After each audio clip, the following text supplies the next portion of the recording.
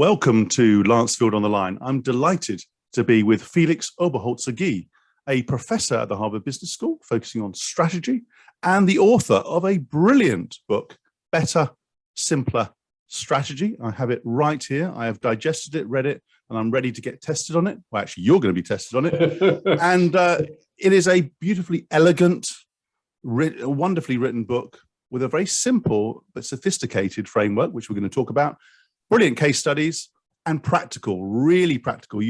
I've started using it as I was sort of turning the pages, which I think is a great test of a book. So congratulations for that. And that is the topic of today's conversation. You're also the co-host of the HBR podcast After Hours, which focuses on the crossroads between business and culture. You never know, we may touch on that. Welcome, Felix, to the show. Thank you for having me, David. I'm delighted to be here. Thank you. Thank you for making the time. So you've developed, and I quote, a value-based strategy that helps inform our decisions as to where to focus and how to deepen our firm's competitive advantage. And it's refreshing to have that focus on value throughout the book, right at the beginning, which some strategy books and some strategy practitioners lose sight of, I have to say. And this is captured in a value stick, the central premise of the book, which shows that value is the gap, if you like, between the customer willingness to pay and the employee and or supplier willingness to sell. So we're going to dive into what that means and go into some examples, but let's warm ourselves up with a simple question. What is strategy to you, Felix? The way I think about strategy, it sort of comes in two parts. The first part is value creation, and that is really value creation for three groups.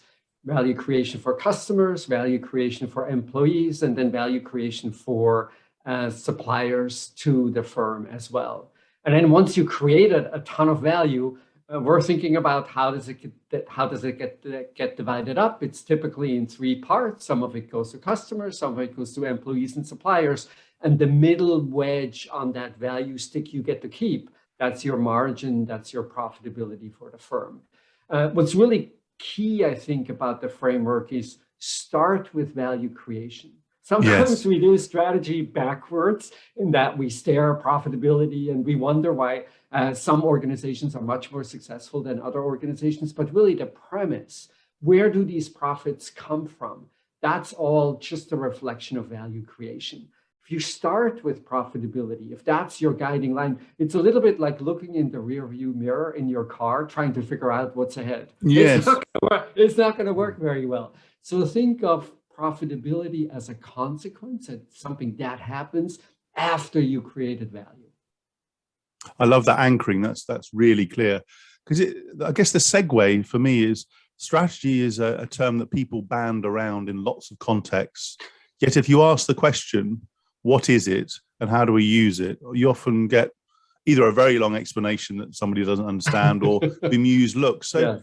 Beyond that point on profit that you just made, why is it that it's such a confusing term or confusing term, and the practice is often misunderstood in many organizations? As I know you work with many organizations as well as obviously teach a lot.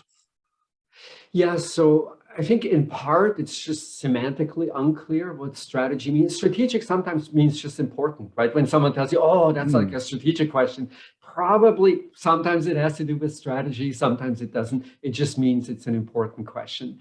And then in the experience of people working in organizations, they see, of course, many facets of organization. We have a global strategy, and we have a talent strategy, and we have a social media strategy, and now with COVID, we worry about supply chain yes. strategies, and it's very hard to grasp. So what does it all amount to? And strategic decisions often seem to pull companies in very many different directions. And so what my advice typically is, go back to this really simple notion.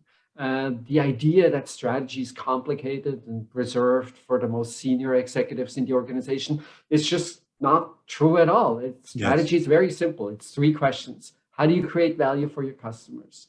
How do you create value for your employees? And how do you create value for your suppliers? Done. There's nothing else. Yeah. And then simple. It's very simple. Yes, as the title of the book says, there's nothing complicated, even though that might be disappointing to some people. There's nothing complicated about it. And then I think the real challenge is all in the creativity. how do you come up with ever novel, different ways to create value for customers? How do you distinguish your organization from other organizations in the competition for talent? It's really, when you think about like what should sit at the center of your strategy, at the center of your strategy is creativity. The plan is to create value for these three groups. Could be simpler than that. How we do it, that's where sort of the rubber hits the road. It's remarkable, given that emphasis on creativity, on how many people who are creative may not have the right role or title in the organization, are not even involved. So, for example, some of the people on the front line of organizations are creative day to day with their customers. But if you ask the question, are they involved in strategy, formulation, or anything else, they probably would look at you in a bemused way. One of the things I really liked, well, many things I liked in your book, one of them was around, obviously, differentiation and distinctiveness throughout. And I think you ask a question of, okay, if your organization didn't exist, would we miss the organization? And differentiation is critical, right, throughout the premises of what you just described. Is absolutely critical. So on the value creation side, of course, if you're undistinguished from everyone else, it doesn't mean that you cannot create value, right? We see lots of organizations. So think of, I don't know, insurance companies in North America. That's a super tough business to be in. When you look at the returns on investment of insurance companies, it's typically below the cost of capital. So no one would say these insurance companies don't create value for their customers and don't create value for their employees. But they're having a hard time holding on to the value that they create. Why? Because they're largely undistinguished. Sometimes I meet executives and they say, well, like my industry is super tough because if we try to raise prices just a little bit, customers run as fast as they possibly can. And I'm always thinking, it's not your customers, it's you. If you're looking at a value proposition that is undistinguished from everybody else's value proposition, how on earth am I supposed to choose other than looking at price? Or the same from an employee's perspective. If you as an employer are completely undistinguished from all these other employment opportunities that I face, what do I pay attention to? I pay a lot of attention to how much do I get paid. And so think of value creation as the first step. And then the question is, how do you actually get to capture a part of the value that you created in the first place? And there the answer is, the greater the degree of distinction, the more differentiation you have, the easier it'll be to capture the value that you created. Have we placed too much emphasis on business models then? If you're challenging the notion of, obviously you need both, of course, but there has been a big emphasis in many places on business models and the capture side. Yeah, so, and I think to the detriment both of these individual companies, but also frankly, to the detriment of the reputation of business as a whole, right? So even in countries like the UK, like America, I think that are generally business friendly. We now have more than 50% of the population that says, well, business isn't really a force for good. That's, I think, really concerning. Where does this come from? It comes from a notion that all we're concerned about in business is capture profitability, be more profitable, as opposed to a sense that, no, actually, we're in the business of creating value for others. When you just think about that for a moment. Yes. If you meet a manager and you're really thinking about what's the role of this person? The role of this person is to get up every day, go to work, and then just think about creating value for others. That's incredibly noble. That's incredibly inspiring and engaging. It's very positive, very empowering it's tone, very isn't it? Positive, but I think the business model conversation that has all to do with how do I capture value, that is a completely different conversation because it happens later in the process. It happens after you created value. Imagine an airplane. Like you see like a full airplane. Everybody in that plane will have paid a different price. How much value is created as a result of this really sophisticated price differentiation? Nothing. It's just capturing differentially. And it all leaves us with a sour taste, like, oh, we really care about it. Oh, like I logged on with a Macintosh product. I'm a little more affluent. I'm seeing higher prices than you. Those kinds of games that are truly just about value capture, I think that both leads the business astray, and that it forgets where true profitability comes from, namely from value creation. And it creates all kinds of social difficulties in the sense that the reputation of business is not quite as solid as I wish it was.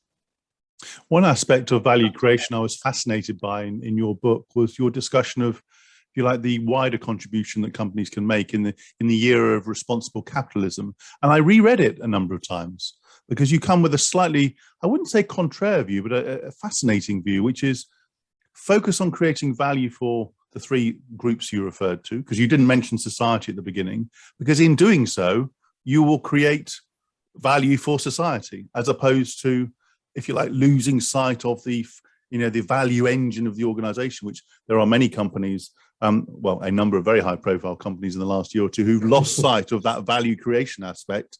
And the CEOs in many cases have been asked to leave. But I was fascinated by that. Your focus is value creation and then see the implications and benefits for the ESG agenda, the societal agenda. Yes, yeah. And then along those lines, of course, what's really important to get people to think about value creation the right way is that we see prices in the economy that truly reflect the cost of using resources, the cost of employing people, the cost of emitting carbon. The moment, say, carbon is now unpriced largely, it looks like it's free to emit it, leading to global climate change. That's the policy fix that we need, right? So once businesses face the rise prices, then in fact, just thinking about value creation is, yes, I'm going to do amazing when I think about my bottom line, and at the same time, almost for free. The reason that I'm so successful is because I'm creating value for others to begin with. And you really emphasize the focus on delighting customers beyond a willingness to pay concept. Just talk to me about that, and perhaps you have some great examples in the book around customer delight, and then the coherence of customer delight to the other aspects of the value stick. Yes, yeah, that is actually really important. So when you say value for employees, value for customers, that sounds a little murky. What I really love about value-based strategy, that in the end, it is completely data-driven. It's not about your narrative. It's not about beautiful anecdotes. It comes from the data. How much value do I create? And here's a simple personal example to think about. I don't know about you, but I have some difficulty getting up in the morning. That first cup of coffee, super important for me. I have a willingness to pay, I don't know, $7, $8 easily for that first cup. I go to Dunkin' Donuts. They sell me coffee at less than $2. Right? There's a big difference between my willingness to pay and how much I'm actually forced to give up in monetary terms for a cup of coffee, and that is customer delight. Or simple on the employee side, think of your dream job, an amazing, like the thing you always wanted to do in your life. What's the minimum compensation that we have to pay you for you to do your dream job, to do something that's really amazing? That is willingness to sell. But of course, because of market competition and because of expectations about how much you will make, there's going to be a sizable difference between how much you actually make and that minimum compensation that you're required to do the work. That is value for the employees. So it's always this difference. And when you talk to savvy strategists, they're always thinking in differences. It doesn't matter really whether I have high willingness to pay or low willingness to pay. It doesn't matter really, do I have low willingness to sell or high willingness to sell? All that matters is always these differences.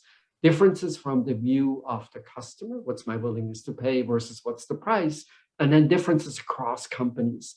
Do I have an advantage in willingness to pay? Great. But that alone doesn't create success, because what matters is, am I creating more value? Am I creating greater delight for my customers than the competitor?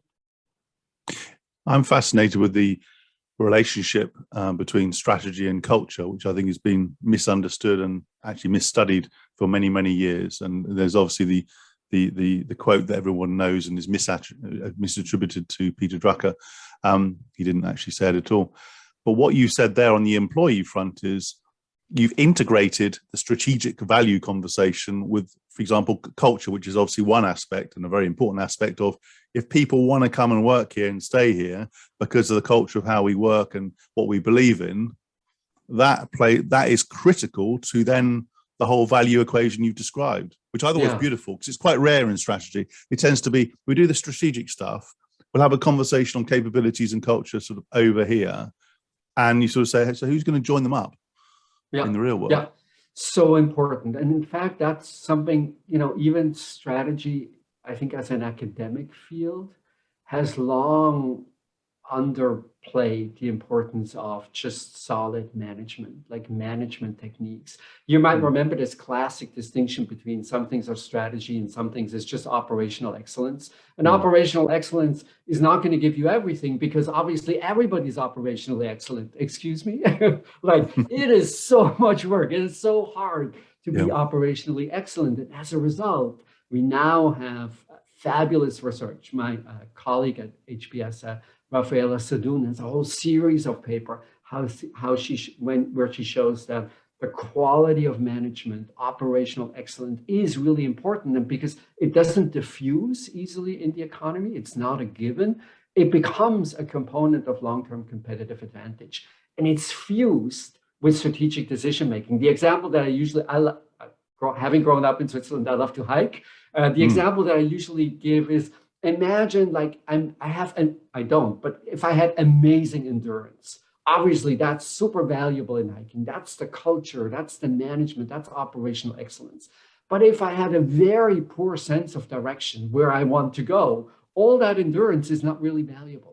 Same thing with culture and strategy. If you have amazing culture, you can really execute, but you don't have a sense of how you want to compete, how you want to create value, how that's different from what everybody else does. All that execution capability is not really valuable because you don't have a sense of direction. So you really need the two. And the two really make the difference. When I study really high performance firms, I always see the two hand in hand. And that's, of course, not a coincidence. One of the concepts you talk about, and I think is distinctive, is around near customers. Because we talk, there's lots of strategies around strategies that focus on target customers, or at least existing customers, and then occasionally target customers. And there's a lot of talk about customer centricity as a concept, et cetera, et cetera. But you talk eloquently about near customers in terms of understanding who they might be, attracting them. Tell us a bit more about that concept, because I think many listeners won't have heard of it before. Yes. Yeah. So imagine, typically we sort of divide the humanity in two groups. Here are my target customer, that's totally addressable, the total addressable market, and then everybody else is a non-customer. And now think about shades among those non-customers. For some of them, their willingness to pay will be below price, so they don't buy today, but it will be dangerously close. If you just lift their willingness to pay just a tiny little bit, they actually now have willingness to pay above price, and they might become your customers. And there's various reasons why we don't do it. A first reason is, if we believe that a group of people will never ever buy, obviously it makes no sense educating them about our products. And if they don't know about our products, for sure enough, they will not. Life insurance is like that. If you ask millennials, how expensive is life insurance? They will give you a number that is an order of magnitude off. They think it's much more expensive than it really is. As a result, millennials don't really express interest in life insurance. And because they never express interest in life insurance, no life insurance company has marketing programs for millennials, because that's and so we're in this vicious cycle where it becomes really difficult to see that particular business opportunity. And there are lots of instances where really asking who is dangerously close to buying but doesn't buy, that turns out to be a really fascinating and important question. This is data for the US. I'm not sure what the data are for Europe, but when you look at people in e-commerce, about 80% of all baskets that people fill are never checked out. And they take forever to select the products that they would like to buy, and then they don't pull the trigger. Like, what happens? Oh, you make me type in my credit card again. I told you 15 times my shipping address and you still, so it's all of these small things. These are near customers in the sense that they're almost at the point where they buy, but they need a little push. You need to make it easier, simpler, more attractive, realigning willingness to pay and price so that they become your customers. You have to sort of reduce the frictions along the pathway, and actually have more curiosity about who you could delight. I mean, I've done a lot of work in the TV world, and lots of conversations around the opposite of strategies for millennials. And then you look at demographics and their willingness to pay. Actually, we're all getting older, but who targets them? And obviously, there are organisations that do. But going back, it was sort of, you asked the question of what is our strategy for the 50+ generation. It was sort of, everyone looked around with a slight sense of embarrassment. So there's a curiosity there, and then there's a creativity of, okay, so how do we attract them? To your point early on, the question I have is, obviously most organizations will have lots of target customers, even target customers and near customers. There'll be lots of different segments if they're doing their job well: business to business, business to consumer, and similarly for the employee groups, lots of different ways, cohorts. How do you, if you like, amalgamate all of that elements into a beautiful picture? Because your book is full of beautiful pictures with great content as well, but pictures where you say, hey, that is the strategy of the organization. How do you bring it together? Yes, yeah. So maybe the most important tool, I think, in the book is the tool called value maps. On a value map, you basically capture two types of information. It's literally a little map where on the vertical axis you have criteria that customers use to choose between different businesses. Say the ease of doing business with you is really important. Prices are maybe a little important, maybe not so important. You treat me nicely, and so on and so on. So you rank order these criteria from most important to least important. They're called value drivers because they decide how I choose between businesses. And then you map these value drivers against your performance. How well do I do on doing like ease of use or any other criteria that might matter? When you do this for your own business and you do it for these different segments, the first thing that you will see is for some segments, both the value drivers themselves, but also the order of these value drivers, their relative importance will vary dramatically across segments. If that's the case, it'll be super difficult for you to serve all segments really well. Why? Because you stretch. So imagine you have a segment where brand is really important. You have another segment where brand doesn't matter so much. Well, the return on any investment in brand is going to be pretty miserable because you're trying to serve these two groups that want different things. And so the value maps are just like an amazing tool to really visualize this in a powerful fashion. And then, of course, in a second step, you create value maps relative to the competition. How well do you perform on these criteria? And that gives you a sense of how you actually formulate the strategy that outcompetes competitors. If I had 2 hours with any organization, I could do anything I want.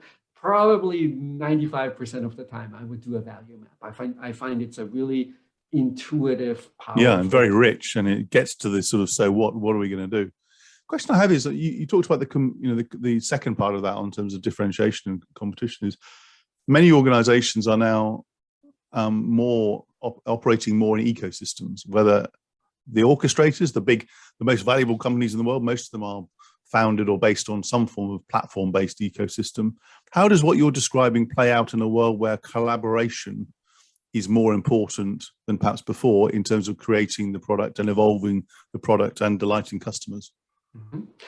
So one suggestion I have is that the term ecosystem is used in very different ways. And it's a little bit like strategy where it could mean very different things. The strategically most powerful is an ecosystem that includes complement. A complement is a product or a service that drives willingness to pay for something else. So this is razor blade, cartridges and printers, Nespresso capsules and Nespresso machines, those kinds of relationships. Why is this so powerful strategically speaking? Because if you have two products and they support each other's willingness to pay, you can now start shifting profit pools back and forth. You can, in essence, decide which products do you make money, which products do you not make money. And there are lots of sort of simple prescription. So people would say, you make money off of the consumable because they think about razor blade models. You look at Apple's traditional model where they made no money on iTunes, no money on the App Store, and all their money on hardware, which is, of course, exactly the opposite from you're making money off of the consumable. So the better way to think about these ecosystems is, where do you face a ton of competition, and where is customer willingness to pay highly variable? If it's highly variable, you tend to be drawn to that part of the complementarity and make your money there. Xbox and games, now that we have the big Activision deal just a couple of days ago, that's a great example, right? So Microsoft breaks even on the Xbox. They make all their money on the games. Why is this? Because willingness to pay across games is so radically different from game to game that making money on the Xbox would be much more difficult and much less profitable. And then the second consideration is, where do you have more competition? Do you have more competition on one side of the complementarity than on the other side of the complementarity? And as a result, you shift the profit pool back and forth. In the early days of the iPhone, there just wasn't anything else like the iPhone. It was really like this amazing product. As a result, Apple made all its money on the iPhone, and it basically broke even on iTunes and the App Store. Yep. Now that the iPhone is a little less differentiated than it used to be, if you want a really great camera, maybe your phone is not an iPhone. They're shifting the profit pool back, making lower margins on the hardware side and better margins on the software side, then fighting it out, battling it out with the other companies in the App Store. But that shift in profit pool just goes to show, where is your current competitive advantage? And I think if people sometimes ask me, like, if I had to read a quick version of your book, like, what's the one idea that I should take away from it? And I think this idea of complements is very, very powerful. If I ask you, what's your willingness to pay for a car? And I have no idea, maybe you say like, 20,000 pounds, 50,000 pounds. I don't really know. But now imagine like a car without complements. No roads, no gas stations, no repair shops, no GPS. Of course, your willingness to pay crashes. Yes. And so seeing complements is such a skill, because it always lives at a distance from your business, right? Like the way the ecosystems often do. It gives a different perspective, doesn't it, on how well you create the value? Yeah, that's right. Yes, yeah. You're really thinking sort of about the totality of the customer experience. When I ask people, like, what's a better movie-going experience? Like the first thing I always hear is like better seats. I don't know. There must be something wrong with seats in the somebody not eating really loudly nearby. Yes, yeah, exactly. Food and better patrons and all the rest of it. There's this movie theater in Arizona that has had amazing success by offering babysitting services. They have childcare services in the movie theater. Smart move, like very smart. Powerful compliment, because what else do you need as young parents to enjoy a movie-going experience? That's a great example. I'm curious about the process of strategy, the how, because what you've talked about there throughout this conversation, indeed the book, is this should be, as a concept and a practice, more accessible, more inclusive, more creative was a term you used right at the beginning of the conversation. But let's just give me a few examples or a sense of the how you do it in a way that's not, the old school closed shop right from the top. You can only do it if you've got an MBA type philosophy. What have you seen in terms of the process of strategy that really works? Yep. The first thing that I think comes up in conversations, once you realize that it's all about creativity and that you have to have creative ideas how to increase willingness to pay or lower willingness to sell, is people will use this frame of, oh yeah, we get people to think outside the box. And that's like a big mistake. Don't. Like, it doesn't really work. Whenever people are really creative, they're really creative against constraints. Think of the most creative use of language, poetry, lots of rules, lots of constraints. That's why we get to be creative. And so you want to encourage creativity in your organization against a set of constraints. Yes. Constraints in strategy are, how well do you currently perform on the value drivers that matter to your customers? how well do you currently perform on the value drivers that describe how your employees choose between different companies. So I start with this value map. Brilliant. And then we're deciding here are the 1 or 2 value drivers where we will beat the competition hands down. And that's where the creativity starts. And this is also where you can democratize strategy. If you ask your organization, who has great business ideas, you get a million things that you can never, ever aggregate to a coherent strategy. You need to give these constraints, and you do it by saying, we're going to compete on ease of use, or we're going to compete on the speed of delivery. So you want to fix the value driver where you want to excel, but then how do I get to shorter delivery times? How do I get to whatever value driver you have chosen? That, of course, can then be a really open process. And so many companies that I have worked with, or companies that have adopted value-based strategy more generally, we have the best educated workforce in the history of humanity. It would be such a coincidence if top management had all the great ideas. That just seems like really implausible. And so what you need is these guardrails. It's not sort of an open for every idea, kumbaya kind of moment. There are these guardrails for thinking about how to drive competitive advantage along the dimensions that we have chosen from the value maps. But then so many of these ideas that come through the ranks, top management never thought about it, doesn't even know that it's happening. And then you'll see how that translates into better competitive performance. Yeah, I really like that.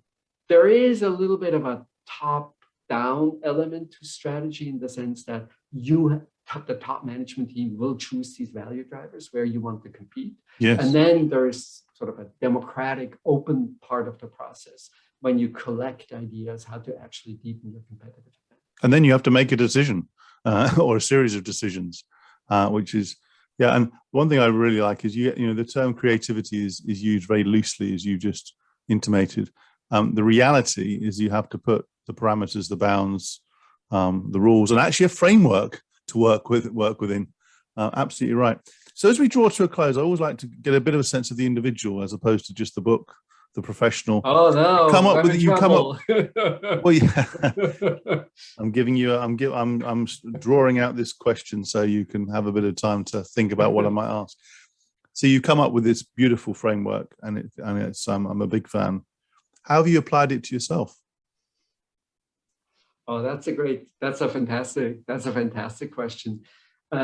So one, of course, is that over the sort of life of your professional career, you realize the kinds of things that you're good at.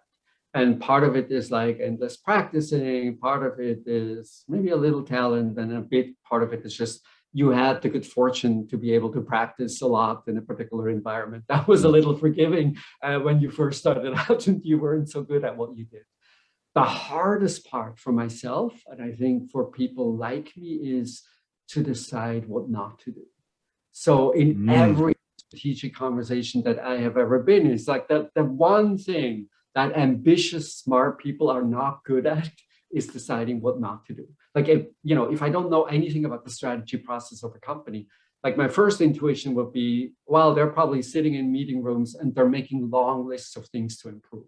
Right? That's what often happens. And it's totally useless because last I checked, you were busy to begin with, you struggle to meet all the targets that you have. And that's an experience that I see in myself. Like the hardest part for me, like I see, oh, here's like another project I could be doing, or here's another. So you've said no. You haven't just said it, you've actually done it. You've said no to things regularly. Yes, yeah. So, but it's hard. I mean, it's when you ask me like, what's the thing I really don't like to do, and what's the thing I'm really not good at? It's like saying no is really challenging. But the moment you say yes to many things and too many things, you'll be mediocre, right? You can't. You overextend yourself, burn out, and so forth, and that actually lose a bit of identity in terms of what people see you for and who you are. That's right. Yeah. Felix, we've had a wonderful conversation, very stimulating. I'm a big fan of your book. I'm not your agent, but there it is again with all the tabs. I wholeheartedly recommend it. Where can people who are interested find out more about the book and about you? So if you would like a shortcut to the main ideas, there is an article that I've written for Harvard Business Review that includes many of the main ideas and the main concepts. And so that's, I think, a good way to start to get a little bit of a flavor. Really, do I want to tackle a 300-page book or not? And then if you're enthusiastic, if you think it might be helpful, I think looking at the book, and then what's really interesting to me is companies that have adopted this value-based framework. It's almost a way to think about the world, a way to, it's a philosophy, to see the world. It's almost like a philosophy. I think that's right. And when you mentioned the podcast After Hours, when we talk on After Hours, I think often, like, even in retrospect, we were talking about many different things, but even in retrospect, it's like, oh yeah, that was just like another way to say the same thing again, where we say, well, like really companies that do really well and companies that have great success, and frankly, executives that have amazing success, often they're just really inspired by this notion of, I get up today, my only job is, can I create value for someone else? Once you see it, you can't unsee it. Yeah. Wonderful. Well, I'm really grateful for your time. It's been a lovely conversation. That was another edition of Lancefield on the Line. If you enjoyed this conversation, which I hope you did, please sign up to the podcast and to the YouTube channel, and do check out the other interviews. And Felix, again, thank you ever so much. Thank you for having me, David. Pleasure.